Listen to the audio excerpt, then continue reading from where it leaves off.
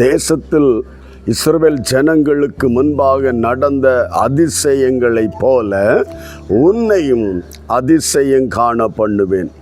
1000 ஆண்டுகளுக்கு பிறகு மறுபடியும் கர்த்தர் அந்த வார்த்தையை ரிப்பீட் பண்ணுகிறாரானால் ஹல்லேலூயா, ஆமென். இன்றைக்கும் அந்த வார்த்தை உயிருள்ளதாய் இதை வாசித்து இதை தியானித்து இதை விசுவாசிக்கிற தெய்வ பிள்ளைகள் மேல் அதிசயம், ஆமென். நமக்கு அதிசயம், தேவனுக்கு அது லேசான காரியம். ஹல்லேலூயா.